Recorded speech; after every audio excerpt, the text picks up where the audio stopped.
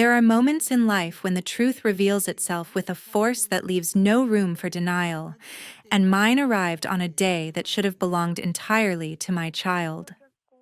I am Marissa Hale, 35 years old, a financial consultant who returned to her parents' home after a difficult divorce, with the hope that familiar walls could offer a sense of stability while raising her 7-year-old son. I worked hard to rebuild our life, yet inside that house I carried an unspoken weight, shaped by years of subtle comparisons and quiet expectations. I accepted the imbalance because my focus remained on giving my son the kind of security I never felt growing up. I believed that if I stayed patient, the tension would eventually soften and the distance within the family would fade with time. That belief held until the afternoon, when everything I had ignored became impossible to overlook. During the preparation for his birthday, a shift occurred that I have replayed in my mind more times than I want to admit. My mother walked into the room, looked at the cake, as if it represented something she refused to tolerate, lifted it without hesitation, and threw it outside in front of our neighbors. Her voice cut through the stunned silence as she told us to celebrate somewhere else. My son froze before reaching for me with a fear that tightened every breath in my chest, and in that instant I realized a line had finally been crossed. This moment left a mark on both me and my son, and I would truly value the way you see it from wherever you are in the world. If you are willing, let me know your time zone and where you are watching from, because hearing voices from different corners helps me heal in ways I cannot explain. A few days before Trevor's birthday, an old pattern resurfaced with a clarity that forced me to confront the history I had tried for years to overlook. My earliest memories were shaped by the sense that I needed to work twice as hard for half the recognition, and as I grew older, the imbalance settled into the rhythm of our household. My mother reacted warmly to every small achievement my younger brother managed, while my father adopted a quiet stance that made it clear he supported whatever direction their attention leaned toward. I learned to keep my accomplishments to myself because expecting acknowledgement only led to disappointment. The divide became sharper after my divorce. When I returned home with Trevor, the atmosphere shifted in a way that exposed every assumption my parents held about my worth. I could feel the subtle judgment each time I came home late from a meeting or traveled for work, even though my job demanded constant availability. The unspoken belief in the house was that I had failed, and that by returning, I became a burden who occupied space only because they allowed it.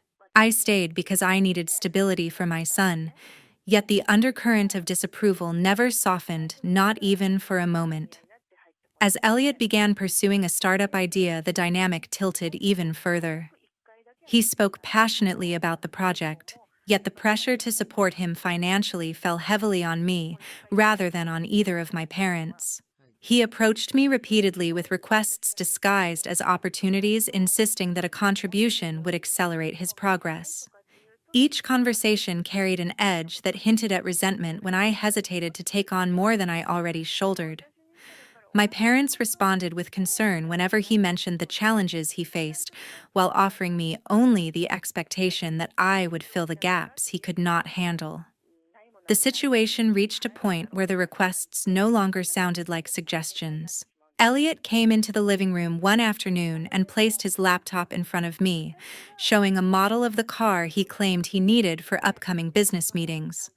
The way he framed the demand made it clear that he saw it as a responsibility I owed, as if my income existed to serve the vision he had for himself.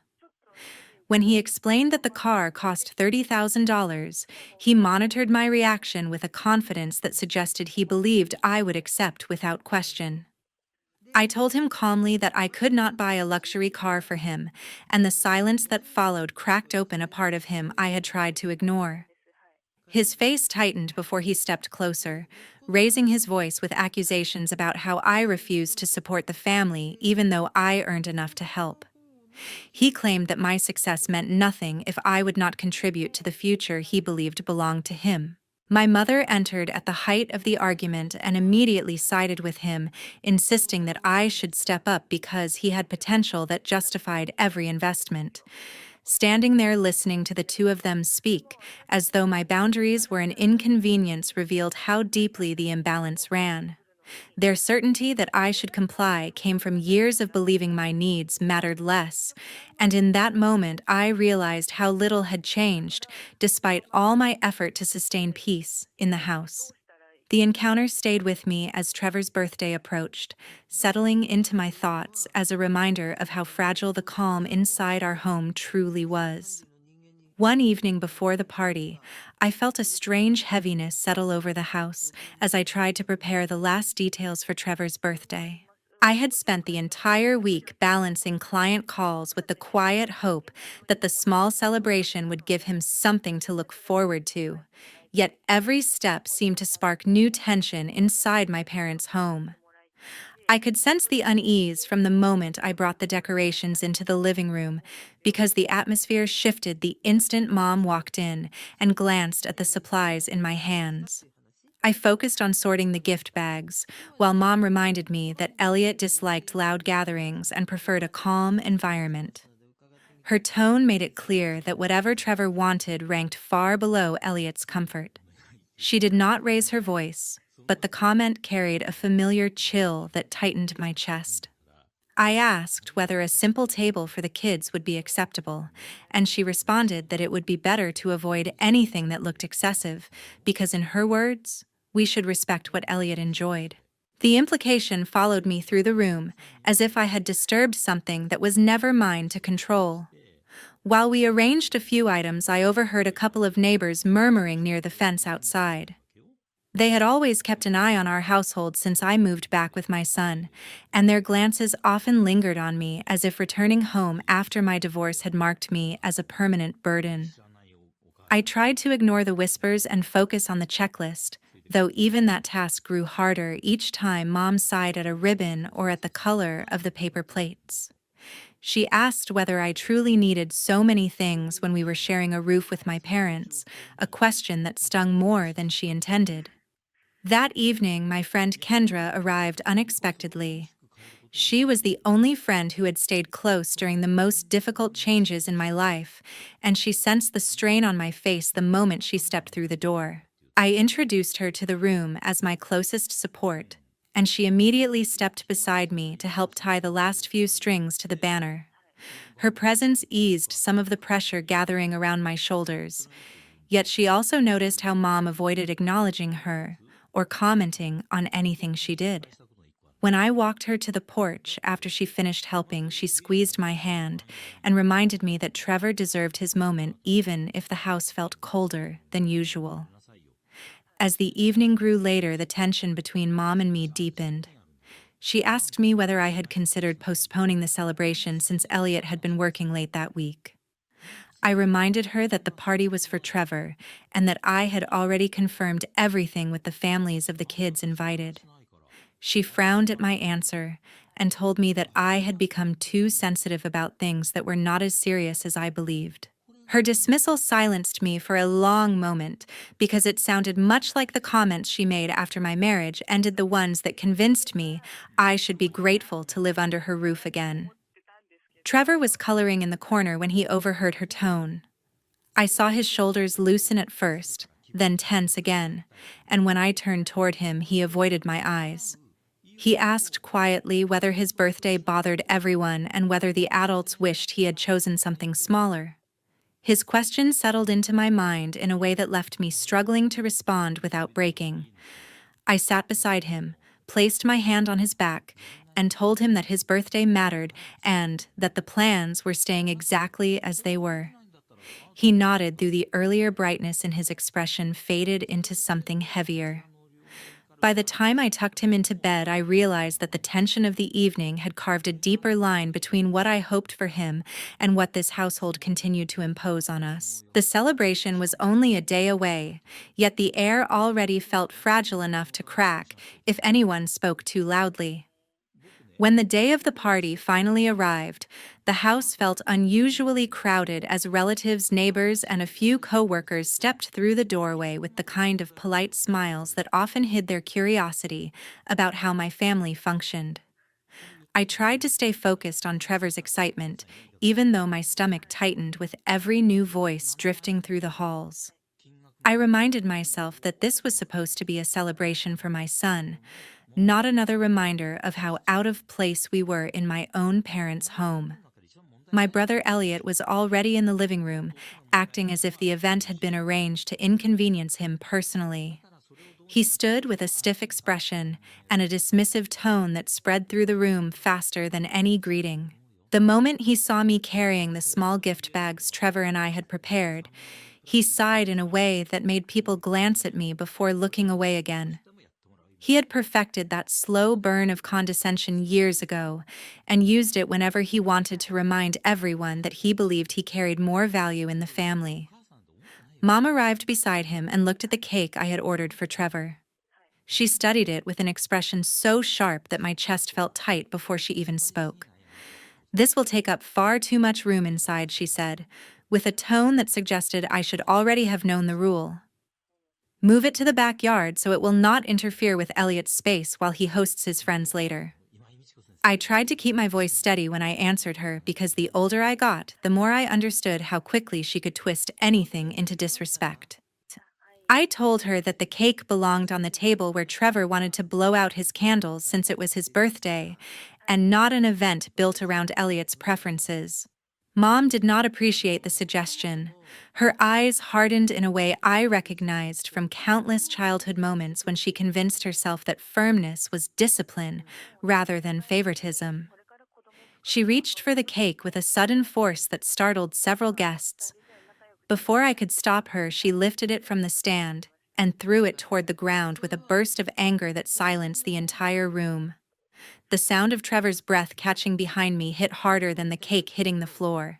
He had been holding a small stack of handmade cards he wanted to give to his grandparents, and they shook in his hands as he tried to understand what had just happened. Someone near the doorway whispered, "I guess some people can't manage simple family events." Another voice followed with a quiet laugh, noting that I should have known better than to plan anything too big for this house. Their comments stung because they came layered with the same judgment I had lived under for years, yet it was different hearing it while Trevor stood beside me trying not to cry. Elliot smirked and told Mom that she had done the right thing, as if the party for my son had been a personal inconvenience that required immediate correction. Mom nodded in agreement before telling me that I should take Trevor outside until everyone settled. Her tone made it clear that she believed Trevor's presence had created the disruption rather than her own choice to escalate the moment. Trevor's eyes filled with tears as he clung to my arm. He asked me if he had done something wrong because he could not understand how a simple birthday wish had turned into an argument in front of people he barely knew. I wrapped my arms around him and felt his small shoulders tremble while the room behind us stayed painfully quiet. Guests avoided eye contact with me, yet somehow managed to glance long enough to remind me that they had been waiting for something dramatic to confirm whatever they already believed about my life. I guided Trevor toward the back door because keeping him in that room would have only deepened the hurt. As we stepped away, I felt a familiar blend of humiliation and resolve building inside me. I had endured years of dismissive behavior, but watching my son absorb that level of cruelty changed something I could not ignore. I did not know exactly what the next step would look like, yet I understood with absolute clarity that something in our lives would not remain the same after that day. Right after leaving the backyard, I carried my son toward the car, trying to keep my breathing steady even while Trevor's small hands clutched my shoulder with desperate confusion. My child had always been sensitive, yet nothing prepared me for the tremor in his voice when he finally lifted his head and looked at me with tearful disbelief. He wiped his face with the back of his hand, swallowed hard, and asked the question that pierced deeper than anything my parents had ever thrown at me. "Why did she treat me like that, Mom? What did I do wrong?" The raw ache in his tone made something inside me twist with a kind of pain that felt sharp and strangely awakening. I cupped his cheek and told him softly that he had done nothing wrong, yet the hollowness in his eyes showed how deeply the humiliation had sunk into him. Watching his young confidence fracture so visibly made the humiliation I had endured for years feel insignificant compared to this moment. Every memory of being dismissed by my parents flashed across my mind, yet none of them compared to seeing my son question his own worth because of my mother's cruelty. When we reached my room, Trevor sat on the edge of the bed with his shoulders hunched forward. His breaths were shallow, as if each inhale carried the weight of the birthday he never truly got to celebrate. I sat beside him and tried to hold his hand as calmly as I could despite the storm forming in my chest. It was the first time I felt something close to clarity, after years of quietly surviving inside a household that treated my usefulness as the only measure of my existence. While I comforted Trevor, my phone vibrated with yet another notification. It was the mortgage reminder I had set for myself years ago, back when I moved in and agreed to help keep the house afloat. Every utility insurance bill, car payment, and service plan was under my name. For years, I handled everything while my parents insisted they would reimburse me, even though that promise slowly faded into silence. I had carried them, and they had never once acknowledged the weight I held for them. The humiliation in the backyard lit a fuse I could no longer ignore. I checked the list of payments due that week and felt something shift inside me. There was no sudden fury, no chaotic impulse, only a steady, decisive certainty that the system they relied on had been built by me, and I was finally ready to take it back. I opened every banking app, disabled autopay, and cleared my scheduled transfers. Electricity, water, internet, insurance, the mortgage, the phone plan, even the maintenance contract for my father's car, each service slid into the red with a single decision made by the very person they had just shamed in front of neighbors. My heartbeat remained steady as I confirmed each cancellation, not from spite, but from a simple realization they did not value what I gave, so they would now experience life without it. An hour later, the consequences began to echo through the walls of the house. The first call came from the utility provider, then another from the bank, and another from the car financing department. From downstairs, I heard my mother's voice explode in shock as she argued with someone on the phone, demanding explanations she did not have the authority to give.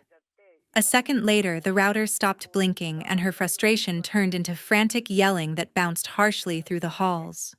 My brother Elliot's reaction followed soon after. I heard him pacing, muttering sharp fragments of panic as notification after notification reached him.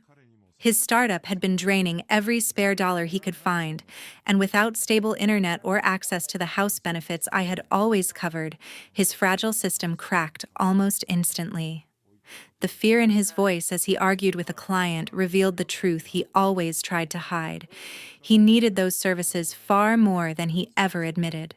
Sitting beside Trevor, I finally felt a steady sense of control settle over me, not from revenge born of anger, but from boundaries born of love for my child.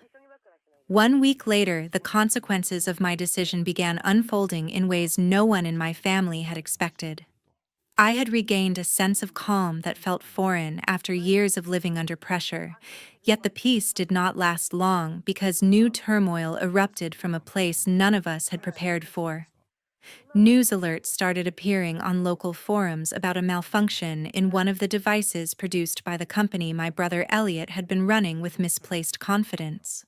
I initially ignored it, believing it had nothing to do with me, until the reports intensified and revealed a serious accident involving a driver who had used one of their products. The situation escalated quickly when the story reached regional journalists and began circulating on social platforms. I read every headline with a detached clarity, understanding exactly how damaging technical failures could become for a startup already strained by impulsive management. I had warned Elliot during previous conversations about the need for quality control and sustainable budgeting, but he dismissed every suggestion as an attempt to undermine his ambitions. Now the flaw had led to a crash, severe enough to prompt legal inquiries, and people demanded accountability. I could already visualize Elliot scrambling to contain the fallout, although I felt no urge to involve myself in anything related to his company. My phone vibrated late in the afternoon. The name displayed on the screen made me pause. It was Mom. I answered with measured patience, prepared for whatever plea she would deliver. Her voice was trembling, and she immediately insisted that I speak to Elliot because the situation had spiraled beyond his control. She repeated that he was my brother and that I should not allow him to struggle alone, especially when I supposedly had the financial expertise to prevent the company from collapsing. I listened without interruption until she finished, then responded with a level tone that carried years of suppressed exhaustion. I told Mom that Elliot had ignored every warning I had given him, treated me with blatant disrespect, and relied on me only when he wanted access to money. I stated clearly that I would not rescue him from the consequences of choices he insisted on making without considering their impact. Mom refused to accept my response. She raised her voice and insisted that family responsibility should outweigh past disagreements. I reminded her that responsibility worked both ways and that she had never defended me the way she defended Elliot now. She fell silent for a moment, then shifted to another tactic by claiming that Dad was becoming affected because his name was attached to one of the loans Elliot used to fund production. That statement forced me to take a slow breath. My father, referred to as Dad, had always tried to avoid conflict between us, yet he allowed himself to be pulled into financial risks he barely understood. I realized his involvement might be deeper than I had assumed. Later that evening, I overheard neighbors discussing the scandal while passing by my driveway. Their tone carried a mixture of curiosity and judgment, hinting that the reputation Mom tried to protect so obsessively was now crumbling because of Elliot's carelessness. I felt no satisfaction hearing their whispers, only a steady confirmation that the family dynamic I had endured for so long was unsustainable. The imbalance of expectations had finally reached a point where the public could see the truth my parents refused to acknowledge. I did not contact Elliot. I did not reply to Mom's repeated messages. I spent the rest of the night focusing on Trevor and maintaining the stability he deserved. Watching him play quietly reminded me that my energy was better spent protecting what mattered rather than repairing situations created by people who never valued my support. Another week passed, and the consequences surrounding Elliot intensified until every remaining layer of protection my parents thought they had finally snapped. I had settled into a rhythm of calm with my son Trevor, yet the world outside our home churned with complications tied to the investigations that continued growing in scope. The agencies involved escalated their review of the product incident, and the preliminary findings were serious enough to trigger a formal legal inquiry. Subpoenas were issued to every individual whose name appeared on financial documents tied to Elliot's operations, which meant my father and mother were pulled directly into the center of the case. The news reached me through a former colleague who handled corporate compliance. She explained that my parents had been listed as financial guarantors for two major loans Elliot used during the earliest stages of his company. The investigators considered them relevant parties, and they were now required to appear in court to answer questions about the funding streams. I listened quietly, feeling a heavy ache that surprised me in its familiarity. For years, I watched them rush to protect Elliot from every setback, and now they were trapped in the very net they had helped weave. Soon after, rumors about impending foreclosure began circulating through the neighborhood. Several neighbors contacted me privately, and even though I never asked for details, they insisted on sharing what they overheard. My parents had fallen behind on their mortgage after years of using personal funds to stabilize Elliot's reckless spending. When the investigations froze his accounts, every payment they depended on was halted. I avoided judging them, yet I could not ignore the bitter truth that this outcome was built from years of willful blindness. The house was scheduled for a forced sale unless they found immediate funds, which was unlikely given the circumstances. News traveled quickly about Elliot as well. Regulatory pressure forced his company to suspend all activity until the investigation concluded.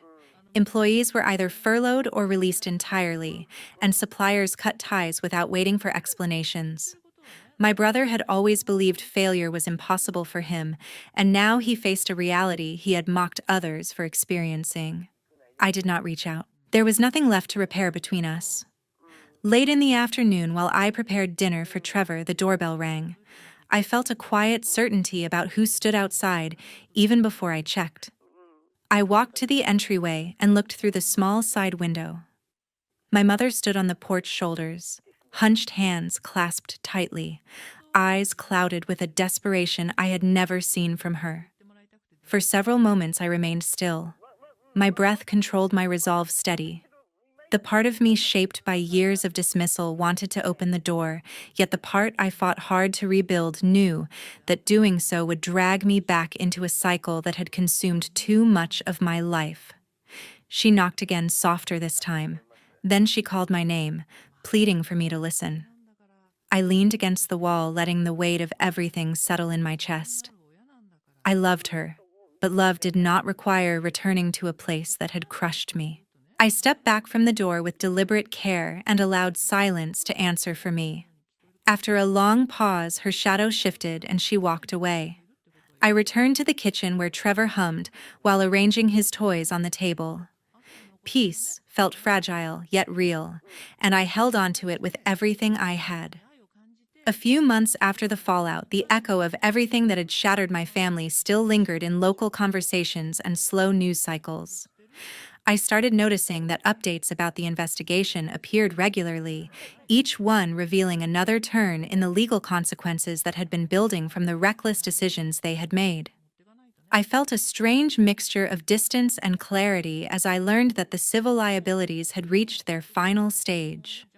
The court had determined that my brother Elliot, my mom, and my dad all bore direct responsibility for the damages tied to the faulty products and the financial misconduct surrounding the family loans. Their sentences were not dramatic in length, yet the weight of them changed the shape of their lives completely. My brother lost every asset he had once flaunted with careless pride. When I read the official notice confirming that his company had been dissolved, I was struck by a quiet sadness for the version of him who might have grown differently if he had ever learned to stand without leaning on our parents. Bankruptcy court filings filled the remainder of the story. I skimmed each one not with bitterness, but with a sobering understanding that choices once repeated enough eventually ask for payment. My mom tried to reach me once more during that period. A letter slipped into my mailbox on a Tuesday morning, sealed with the familiar handwriting that used to label my school lunches. I held it for a moment before opening it and realized that my hands were steady. The envelope felt heavier than it was. Inside, she asked to see me, claiming she wanted to explain, to apologize, to reconnect. Yet her words carried that same subtle expectation that I would help soothe or shoulder burdens that were never mine to bear. I folded the pages carefully and dropped them into the kitchen trash without reading them again. My son Trevor healed at his own pace during those months. His emotional bruises softened with time and conversations that helped him reclaim the confidence he had lost in the chaos. I watched him rediscover small joys like drawing after school or building intricate towers with his old boxes of wooden blocks. When he laughed without hesitation for the first time in a long while, I felt something inside me settle. I finally moved us out of Pueblo and into a quiet rental near the foothills. The air felt open in a way I had not realized I needed. I arranged Trevor's room so it would greet him with warmth the second he walked in, choosing soft colors and a new desk where he could write or paint. Our routines grew simple and peaceful. I no longer checked my phone expecting sudden demands or crises. Even grocery shopping felt different when I was not calculating how to stretch myself between my own responsibilities and the constant drain of my family's expectations. We settled into a quieter life that belonged only to the two of us. Some evenings I sat on the back porch after Trevor went to bed and let the stillness wipe away the remnants of every argument and accusation my parents had thrown at me. I never drove back to Pueblo after the move. The distance between us was no longer emotional alone.